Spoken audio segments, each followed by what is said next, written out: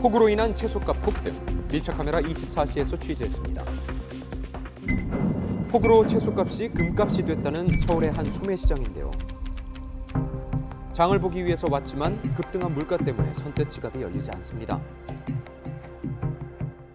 하루아침에 오른 채소 가격에 부담이 커진 상황.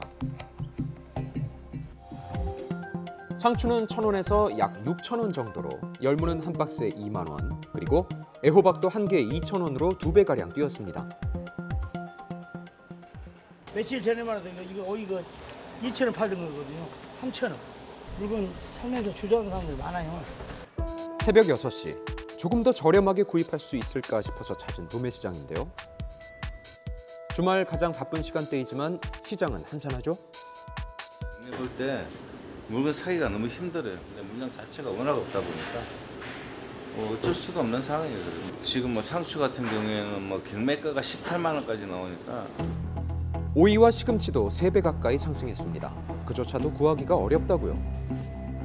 얼마예요? 양파가 비싸니까 좀 2만 원. 만 원이요. 이거 사. 가격은 이렇게 올랐는데 상태는 좋지 않네요. 엄청 올랐어. 한 30% 오른 것 같아. 줄어든 공급량에 품질까지 떨어진 채소. 폭우로 직격탄을 맞은 산재 상황은 어떨까?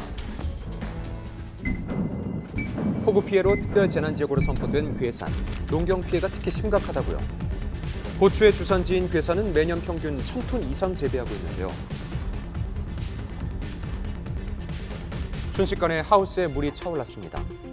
비가 그친 뒤에 급하게 물을 빼냈지만 이미 고추는 다 썩어버렸죠.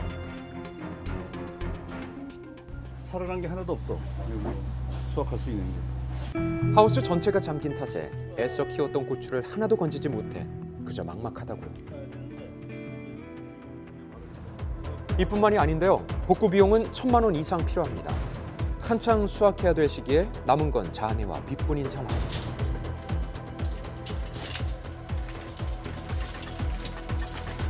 나흘간 내린 집중호우로 전국에서 가장 농경지 피해가 큰 전라북도. 여의도 면적의 48배 정도인데요. 한창 수확 시기인 작물을 모두 잃었습니다. 다 녹아서 그래 지금. 이게 봐봐 이게 그거예요 상추. 40년 만에 이렇게 비가 내린 건 처음이라는 익산. 많은 양의 비를 다 감당할 수는 없었습니다. 이대로면 가을 농사까지 포기해야 되는 상황인데요. 빨리 좀 말랐으면 하는 마음에 비닐을 걷어보지만 그저 답답한 마음뿐입니다. 비가 휩쓸고 간 건 이뿐만이 아니었죠. 며칠 뒤 출하를 앞둔 수박은 하우스의 절반 이상 차오른 비 때문에 모두 잠겼습니다. 수박이 우기에 둥둥 떴다가 지금 이제 가라앉았는데 다 썩잖아요 지금. 당도 높은 품질을 위해서 며칠 더 밭에 뒀던 수박이 폭우로 모두 사라진 거죠. 하우스 한 동에 600개씩으로 그 피해만 1억 원이 넘습니다. 30년간 이어왔던 수박 농사. 처음 겪는 폭우 때문에 망연자실한 상황인데요. 부모님 도와준다고 휴가를 냈는데 이제 주말 지나면 또 회사를 가야잖아요. 복구가 어려워서 인근 군대에서 지원을 나섰습니다. 여기 비닐하우스 안쪽에 여기 있던 것들 떠밀려 내려갔던 것들 있지? 거기 있는 것들을 회수해서 이쪽으로 가지고 나오고. 약 400명의 군 장병들이 투입돼서 토사 및 농작물 제거 등 하우스 긴급 복구에 나섰습니다. 쏟아지는 비로 축사가 물에 잠기면서 닭이나 소, 돼지 가격도 상승했는데요. 역대급 폭우로 괴산댐이 원류에 주택 229곳이 피해를 입었고 넘친 물은 순식간에 축사를 덮쳤습니다. 전국 약 69만 마리의 가축들이 폐사하면서 청양에서는 소가 물에 잠겨 이렇게 떠다니는 모습까지 포착됐죠. 반 정도 잠겼다고 보시면 돼요. 축사를 전체적으로 이제 배로 다니면서 소를 이제 꺼냈거든요. 거대한 폭우로 약 140마리의 소를 고지대로 급하게 이동시켰는데요.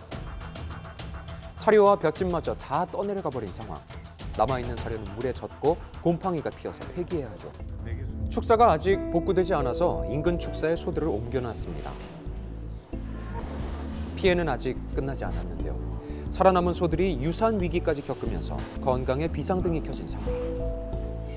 살려고 발버둥 치다가 이제 뭐 물작이나 이런 세면에 많이 긁혔죠. 스트레스로 인해서 이제 제대로 먹지를 못하니까 아무래도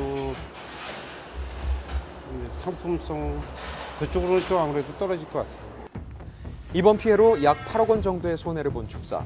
당장 사료조차 없어서 앞으로가 더 막막하다고요. 폭우 피해로 폐사한 가축의 90% 이상을 차지하는 양계장. 대규모 밀집 사육으로 피해는 더 클 수밖에 없습니다.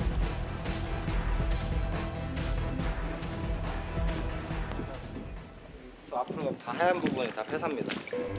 한 양계장은 이번 폭우 피해로 16만 마리가 폐사하면서 총 7억 원이 넘는 손해를 봤습니다.